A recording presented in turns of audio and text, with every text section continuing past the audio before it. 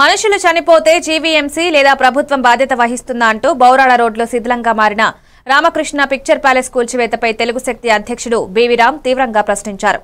High court ఇచ్చిన తీర్పు ప్రకారం వెంటనే చర్యలు తీసుకోవాలని డిమాండ్ చేస్తూ వారసుడు వేగి రాధాకృష్ణతో కలిసి మేయర్ పీలా శ్రీనివాస్ కు వినతి పత్రం అందజేశారు. మున్సిపల్ కమిషనర్ అందుబాటులో లేకపోవడంతో మేయర్ను కలిసినట్టు తెలిపారు. TP ACP Devakumar, building inspector Srinivas లాంటి అధికారులు లంచాలు తీసుకుని తీర్పు అమలు చేయలేదని విమర్శించారు. శిథిల భవనం వల్ల ప్రమాదం జరిగితే ప్రభుత్వం జవాబుదారీ అవుతుందన్నారు.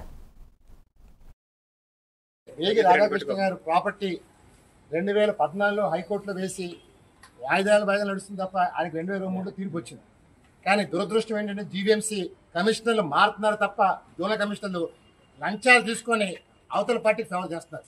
ఇది ఎంత దురదృష్టం అంటే విశాఖపట్నం ఆర్థిక రాజధాని విశాఖపట్నంలో ఈవేళ ఇలా వ్యవహరిస్తున్నారంటే ఏం చెప్పాలి అర్థం కావట్లేదు. రేపు ఆ రామకృష్ణ కూలిపోతే 100 మంది చచ్చిపోతారు. దీనికి బాధ్యత జీవీఎంసీ వహిస్తుందా రాష్ట్ర ప్రభుత్వం వహిస్తుందని చెప్పి అడుగుతున్నాం. ఎందుకంటే మీరు న్యాయం చేయకపోతే చర్యని చెప్పండి.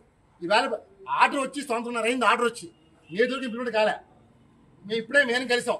మేయర్ గారు చాలా స్పందించారు. నేను మొన్నే మేయర్ అయ్యాను. రాధాకృష్ణ గారు మీరు నాకు బాగా తెలుసు, మీ ఫ్యామిలీ తెలుసు కాబట్టి నేను డెఫినెట్గా అధికారులను పిలిచి అందరితో మాట్లాడి న్యాయం చేస్తున్నారు.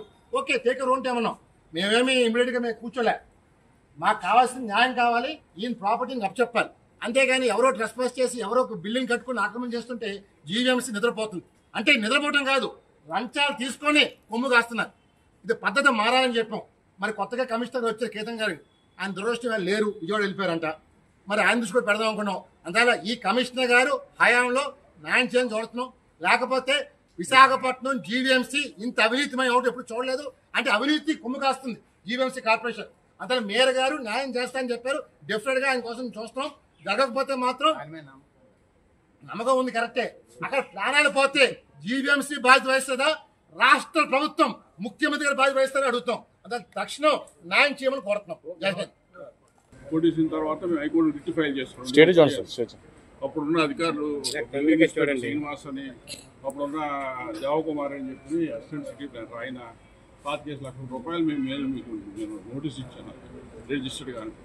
ఇవి మేము యాక్షన్ తీసుకుంటాను, సివిల్ సూట్ కూడా క్రిమినల్ కేసు కూడా ఫైల్ చేస్తాను, హైకోర్టులో రిట్ కూడా ఫైల్ చేస్తాను. ఆ విధంగా హైకోర్టు రిట్ ఫైల్ చేస్తాను. Writ is allowed. 2023 నవంబర్లో రిట్ ఆర్డర్ వచ్చింది. నాకు వస్తే అది ఒక జీవీఎంసీ వాళ్ళకి ఇచ్చాం. అప్పుడు కమిషనర్ ఇచ్చిన తర్వాత వాళ్ళు పరిశీలి చేస్తూ ఉన్నాం. వెంటనే ట్రాన్స్ఫర్ అయిపోయారు. ఇంకొక కాదని వచ్చాడు. ఆయన చూశాడు, 2 సార్లు రమ్మన్నాడు, వాళ్ళు రాలేదు.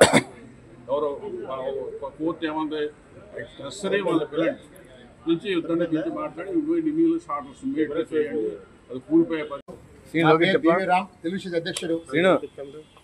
ఎందుకంటే వేగి రాధాకృష్ణ గారు ప్రాపర్టీ 2014